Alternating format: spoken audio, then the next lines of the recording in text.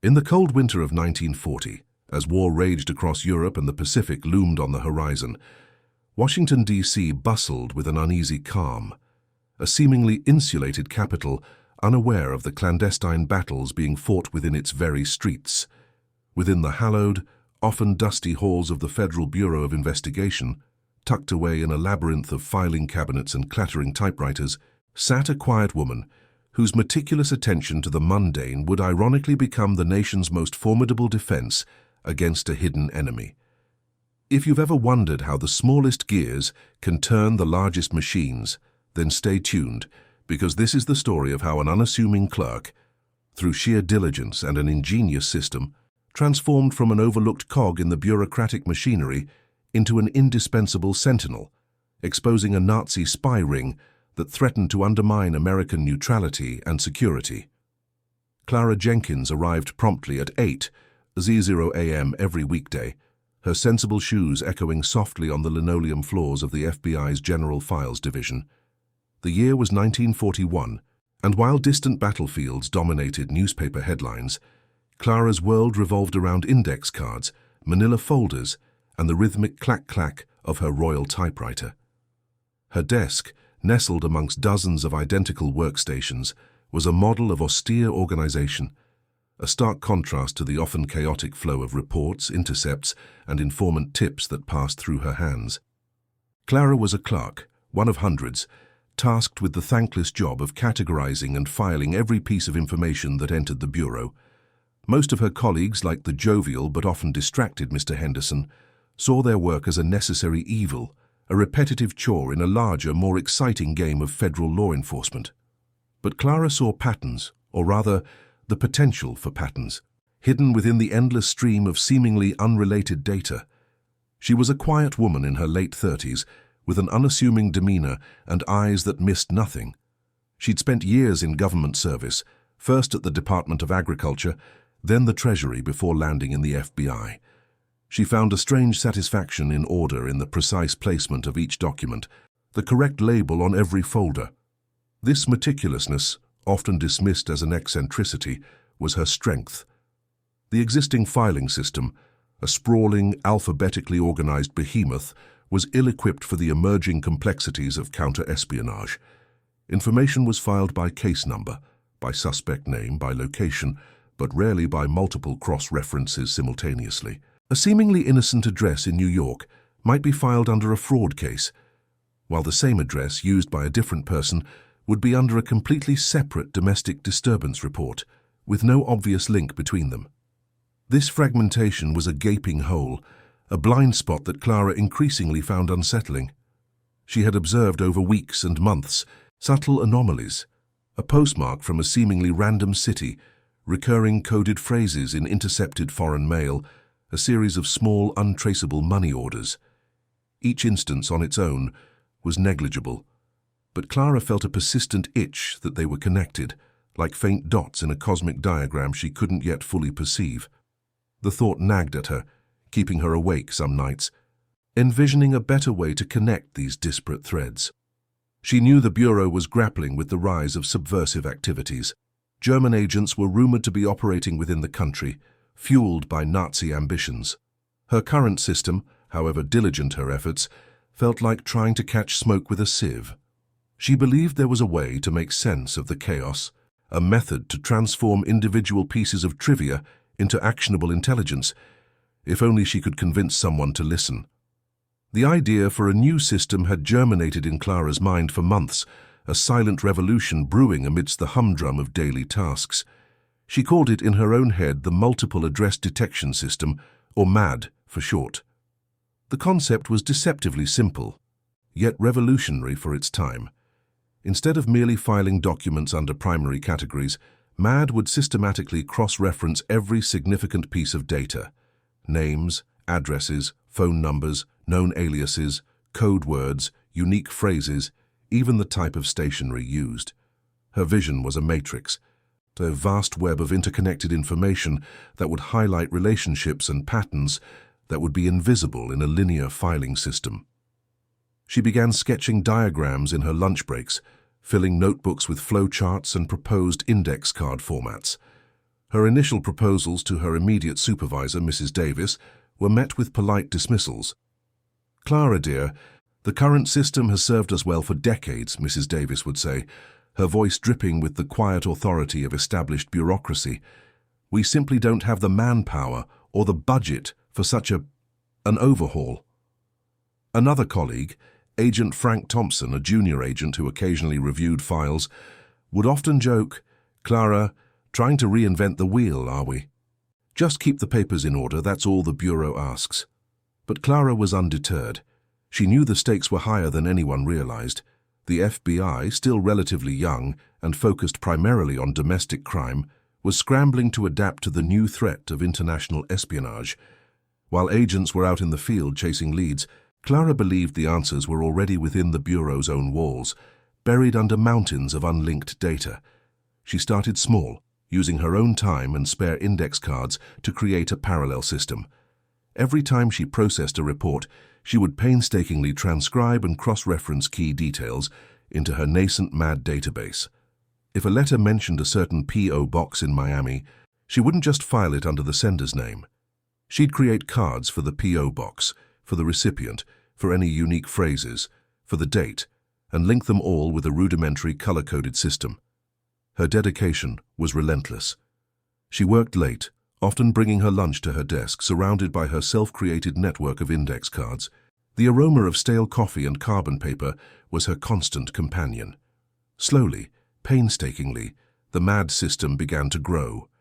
She input data from intercepted correspondence, informant reports, surveillance logs, and even mundane requests for information. It was tedious, slow work, but Clara felt a sense of purpose she had never experienced in her career. One evening, while cross-referencing an incoming telegram about suspicious movements near a naval yard in Norfolk, she noticed a postmark date that, when checked against her MAD cards, unexpectedly linked to a known alias from an entirely different file. A file previously categorized under alien registration violation. The connection was tenuous, a whisper in the vast noise, but it was a connection. It was MAD's first faint signal, a confirmation that her system, given enough data, could indeed find threads where others saw only isolated incidents. The feeling was exhilarating, a silent triumph in the quiet, empty office. Meanwhile, shadows lengthened over the American landscape, cast by the insidious operations of the Third Reich. Dr. Otto Schmidt, a man whose refined German accent barely masked a cold, calculating intellect, oversaw a critical cell of Nazi intelligence from a seemingly respectable import-export business in downtown New York. His primary operative, the elegant and resourceful Ingrid Baum, moved through high society circles, her charm a perfect cover for her clandestine activities. Their network, spanning several major U.S. cities, was tasked with gathering intelligence on Allied shipping, industrial production, and political sentiment. They communicated through dead drops, coded messages in newspaper classifieds, and seemingly innocent mail routed through a complex web of intermediary addresses. Dr. Schmidt was confident. The Americans, he believed, were too naive, too obsessed with domestic issues, and their bureaucracy too cumbersome to detect his sophisticated methods. "They are a nation of shopkeepers, not spies," he would often tell Ingrid, a wry smile playing on his lips. Ingrid, ever the pragmatist, was less sanguine. "Even shopkeepers count their stock, Otto," she'd cautioned once. But even she underestimated the quiet diligence that was about to unravel their carefully constructed deception. Back in Washington, Clara Jenkins's MAD system began to hum with faint but persistent signals. A series of letters, all containing seemingly innocent personal news, consistently routed through a specific P.O. box in Baltimore. Each sender and recipient were different, ostensibly unrelated. But MAD linked the Baltimore P.O. box, flagged as unusual volume for a private box, to a small cluster of names that, individually, had appeared in other unrelated FBI reports. A known German-American Bund sympathizer, a recently naturalized citizen with a history of merchant marine service, and a woman who worked as a secretary for a senator. The connections were faint, almost imperceptible. Agent Miller, a seasoned but conventional FBI agent, assigned to the counter-espionage unit, would occasionally stop by Clara's desk to check on a file. He had noticed her peculiar obsession with her cross-referencing project, as he called it. "Still at it, Clara?" so he'd ask, a hint of amused tolerance in his voice. "Found any master criminals hiding in those index cards?" Clara would simply smile, her eyes sparkling with a quiet determination. "The cards are telling a story, Agent Miller, just not a very loud one yet." She showed him a small stack of MAD cards, highlighting how an address in Chicago had shown up in connection with a specific coded phrase used in an intercepted German message, a phrase that MAD had also flagged as appearing in a seemingly benign advertisement placed in a local newspaper. Miller glanced at it, a flicker of professional interest in his eyes, but ultimately dismissed it. "Coincidence, Clara. Sometimes a cigar is just a cigar." His words, though intended kindly, were a blunt reminder of her solitary battle for recognition. Yet Clara pressed on. She meticulously documented every connection, every anomaly. She created a chart, a visual representation of her burgeoning network, using colored strings to link names, addresses, and events across a large corkboard she'd set up in an unused corner of the filing room. On it, the names Schmidt and Bohm began to appear more frequently, linked to various P.O. boxes and intercepted communications, though still disparate enough that no one else would have connected them. Her MAD system was not just cross-referencing, it was learning. It was beginning to paint a picture, one faint stroke at a time, of a dangerous and complex web, hidden in plain sight, waiting to be fully revealed. The relentless accumulation of data by Clara's MAD system slowly transitioned from mere patterns to undeniable evidence. The Baltimore P.O. box, initially an isolated anomaly, was now a critical node in a larger web. MAD revealed that not only were multiple individuals sending mail through it, but these individuals also shared unusual characteristics, travel patterns to specific coastal cities, frequent money transfers in small, untraceable sums, and an alarming recurrence of cryptic phrases. For instance, a series of seemingly innocent letters exchanged between a New York dressmaker and a Washington, D.C. librarian, both flagged by MAD, contained thinly veiled references to fabric orders and book deliveries that, when cross-referenced with recent U.S. Navy fleet movements and Clara's growing database of German code words, suddenly took on a sinister meaning. The fabric orders aligned precisely with the tonnage of ships, and book deliveries mirrored the dates of their departure from East Coast ports. Clara compiled a meticulous report, complete with her hand-drawn network charts, and presented it to Agent Miller. His initial skepticism was palpable. He leaned back in his chair, arms crossed, listening patiently as Clara, with her quiet but firm voice, laid out her findings. "Agent Miller," she explained, gesturing to a particularly dense cluster of index cards, "this isn't coincidence. The statistical probability of these independent connections occurring randomly is astronomical. My system flags these as highly correlated." She pointed to an entry, a German national identified as Erich Klein, who had recently applied for a patent for a seemingly innocuous electrical device. Klein's name, through MAD, was linked to a series of addresses that also appeared in files pertaining to Ingrid Baum. The breakthrough moment arrived when Clara demonstrated how MAD had connected Klein to Dr. Otto Schmidt, not through a direct address, but through a shared, obscure financial intermediary in Philadelphia. An intermediary that had only appeared once, in a forgotten report about a minor pre-war currency violation. This single, seemingly insignificant piece of data, dismissed by the original investigator, was the linchpin. It was the crucial plot twist that brought the entire sprawling network into focus.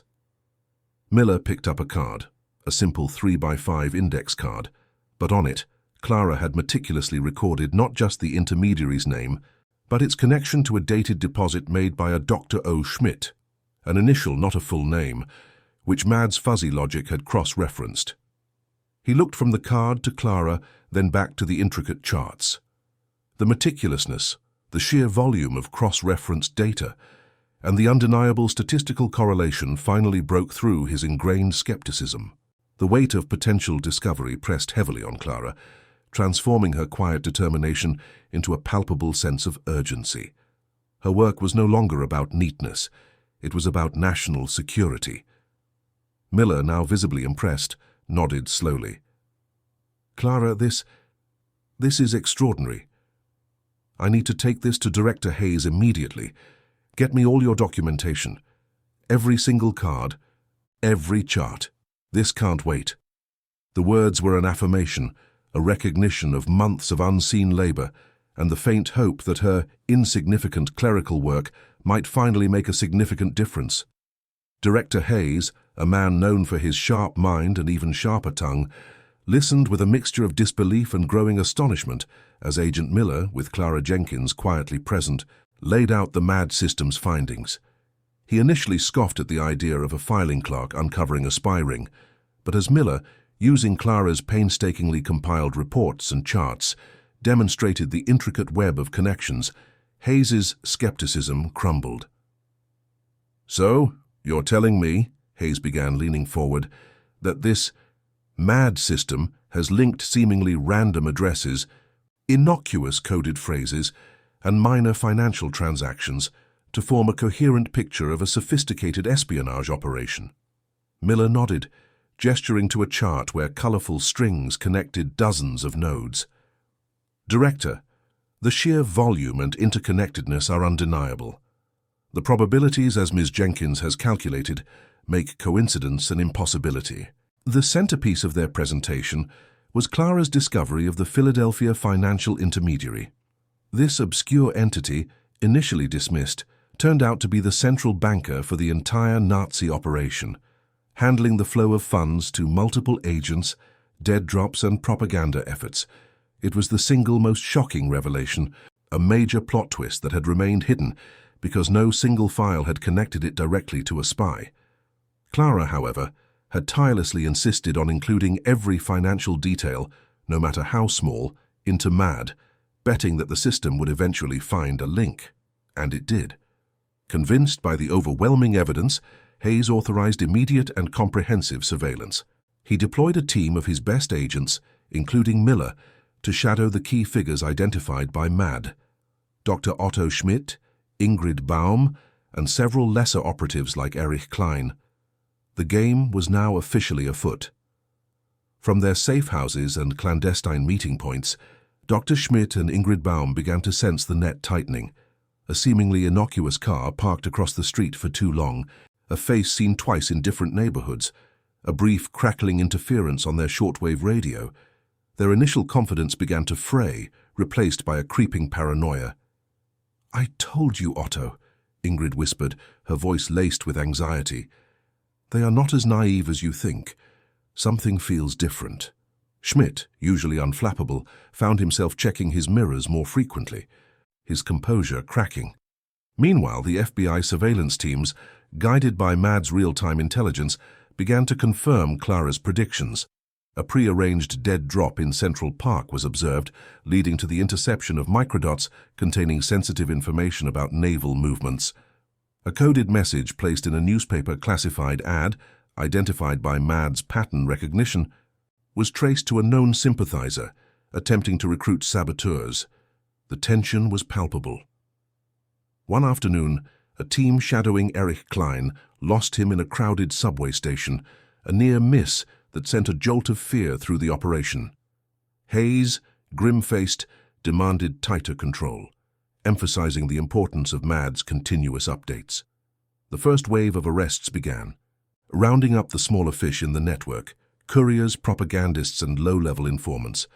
Over a dozen individuals were apprehended in a single week, each one confirming details that only Clara's system could have possibly connected. But the big prize, the masterminds Dr. Schmidt and Ingrid Baum, remained elusive, their movements increasingly erratic, their fear growing with every passing day. The FBI was closing in, guided by the silent, meticulous work of a clerk and her ingenious system. The net around Dr. Otto Schmidt and Ingrid Baum tightened relentlessly. MAD's intelligence, refined by Clara Jenkins with every new piece of information and every arrest, provided the FBI with an almost prescient understanding of the spy's desperate movements. Clara's system had become a living, breathing entity, adapting and evolving with the unfolding events.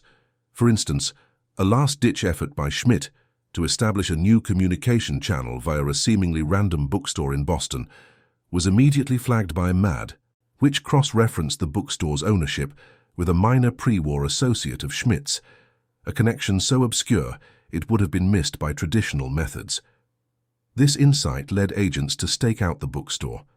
Schmidt and Baum, now fully aware they were being hunted, shared their usual personas, attempting to blend into the crowds of New York City, then Boston, their movements increasingly frantic and uncoordinated. They knew their time was running out.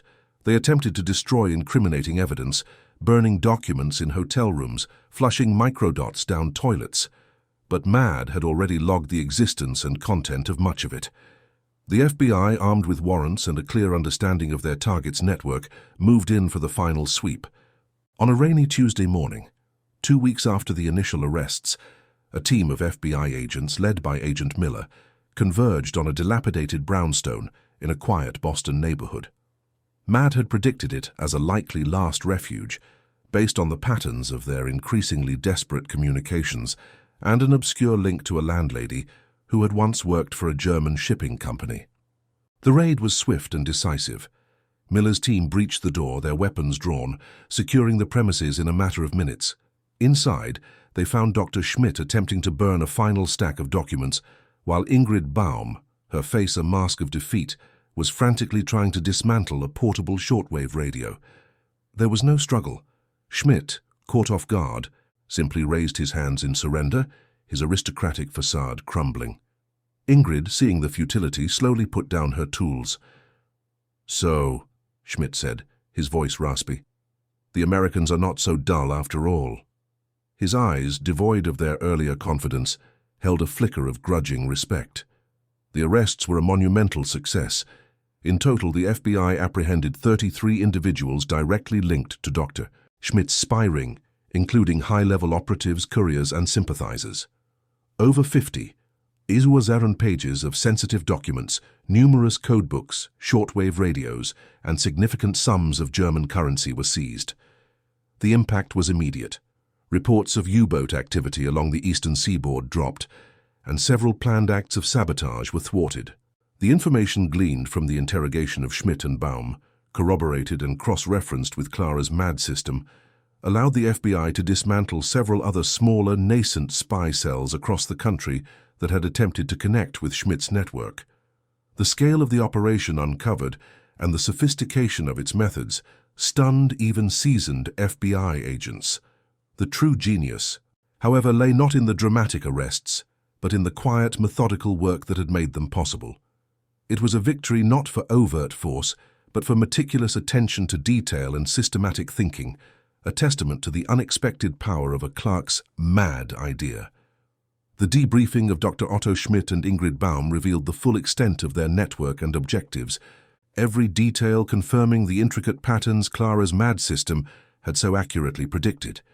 During interrogations, agents laid out the evidence, showing the spies their own coded messages, their financial transactions, and their meeting places, all connected by an unassailable web of documentation. Schmidt, initially defiant, eventually broke, realizing the futility of resistance against such comprehensive intelligence. "How could you have known?" he asked, his voice a low growl.